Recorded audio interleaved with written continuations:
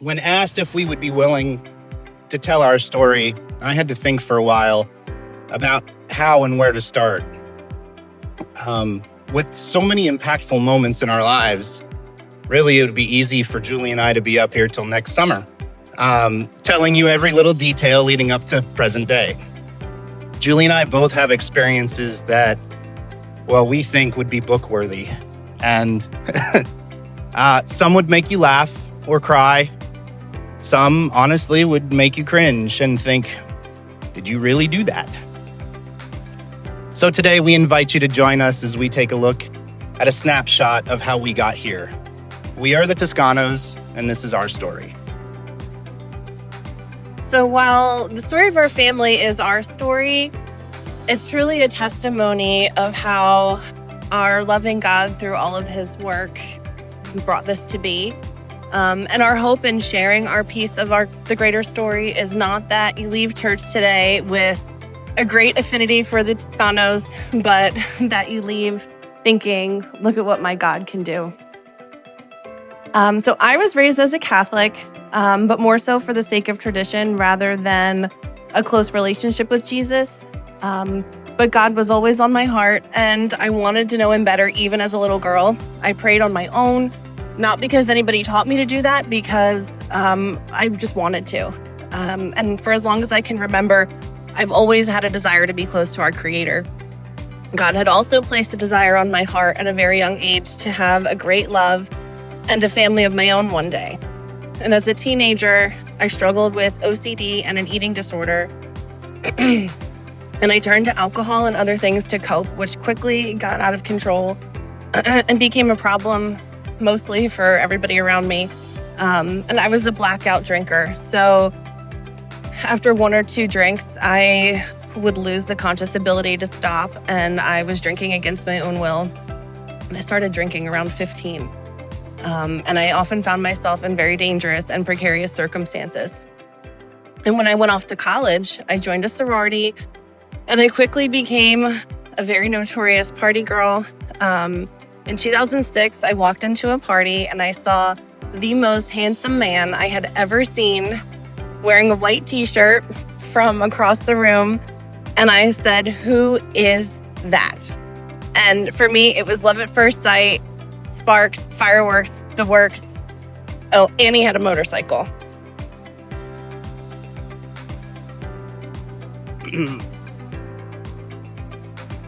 In 2006, I lived in Shippensburg, Pennsylvania. I was not officially enrolled in college, but I was auditing classes, meeting new people. And at this point in my life, I had regressed to a state of rebellion, which I had not previously experienced.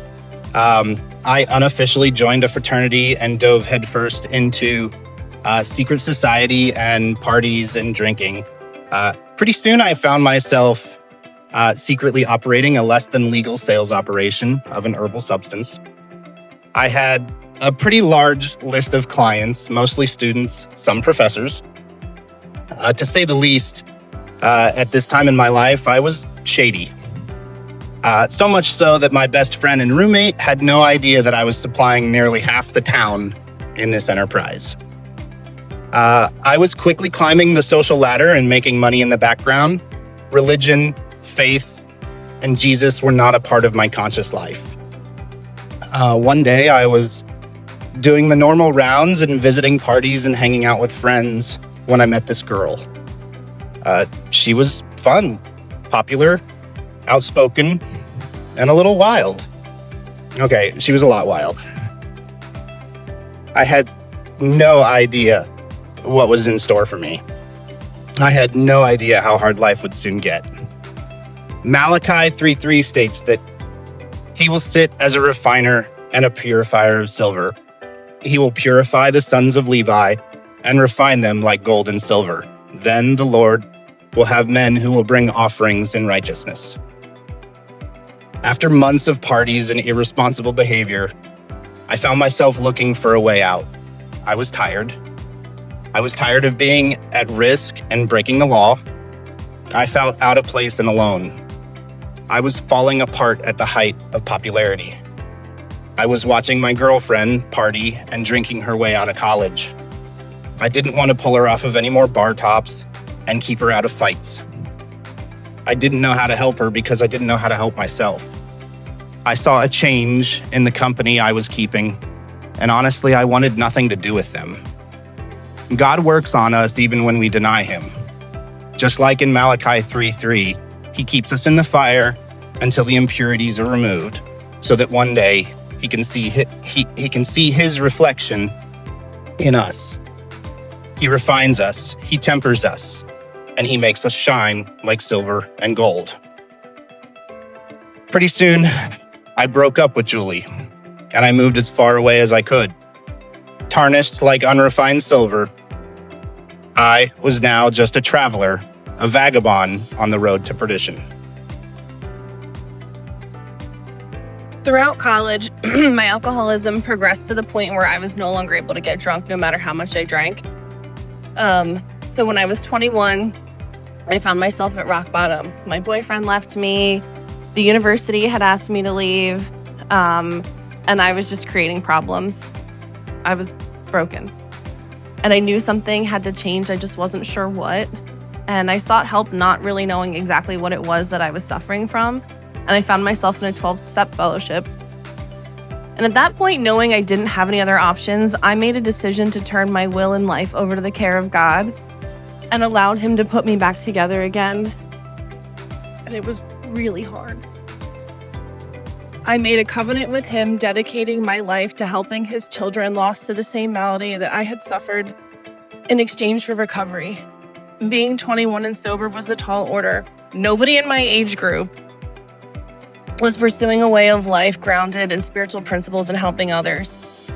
And for 14 years, I followed every instruction he gave me. I walked alongside the people that society forgot and took countless women through the 12 steps, putting their hand into the hand of God and setting them off on their own spiritual journey. This work was the bright spot of my life and brought me a sense of purpose and true joy that I have not found in any other capacity. God sent me to some of the most sordid places on earth to carry his message to his children who lost their way, until one day he whispered to me that he didn't need me there anymore and it was time to go, because he needed me ready for something else. It was time. But throughout the 14 years I spent at the center of that fellowship, I obeyed every order. I said yes whenever he asked, and I devoted my life to helping women find their way back to him. And all the while I waited for God to fulfill the desire he placed on my heart so long ago, and the promise of a loving husband and family. And I knew he would fulfill his promise because I don't believe that our God puts a desire on our heart just to not fulfill it. And there were moments when the waiting felt unbearable and so painful that I cried until my teardrops ran dry. And I would say, I've done everything you've asked of me. When's it going to be time? And even when the waiting was painful and I didn't think I could take much more, I found solace in Jeremiah 29:11. For I know the plans I have for you, declares the Lord. Plans to prosper you and not to harm you. Plans to give you a hope and a future. And I let that be my guiding light, knowing that the waiting is an important part of God's plan. Because he's very old and he talks real low, so you have to listen carefully or you're going to miss it, because he plays a long game. In 2007, I embarked on a new journey, living in Salt Lake City with new opportunities. I was seeking something I didn't know I needed. I tried to fill the missing part of my heart and soul with money in the pursuit of wealth. I fell deeper into a lifestyle of substance abuse and dishonesty. I worked in a call center that took advantage of people in a multitude of ways. And on that note, I'm still waiting to hear back from some of you about your vehicle's extended warranty. I created surface-level relationships in replacement of family, and this was just the beginning. For the next 14 years, I was lost and wandering, moving from place to place, taking job after job, each one no better than the last. At one point, I was hired as a corporate hitman for a well-known production company in LA, tasked with the singular job of firing Hollywood's elite, all because I had an angry, I don't care attitude and a chip on my shoulder. It's said that God seeps in through the cracks of a broken heart. And over time, I came to learn this. After the failure of more than one relationship and surviving instead of living, I came to understand what I was missing. I was missing self-worth, love, and a belief in something bigger. I was seeking Jesus. I was so thick-headed and stubborn, it had taken 14 years for me to hear what was being whispered to me the entire time. So in 2021, after 14 years of separation, I received a Facebook message from the old boyfriend I met at the party in 2006. We talked on the phone and we've never stopped, and I think our longest phone call was 28 hours. Someone once told me that I can't have it all, but I am a child of the Most High God. So not only does He make good on His promises to us, He gives us far more than we ever could have hoped for on our own. And by the grace of God, I haven't had a sip of alcohol in over 17 years.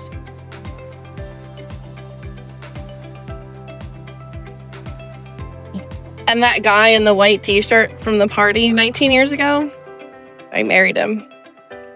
God didn't just give me a husband, but a partner, one who had already known me at my worst and accepts and loves me anyway. And he points me towards Jesus when I need it. When he's grounded, strong, and my best friend.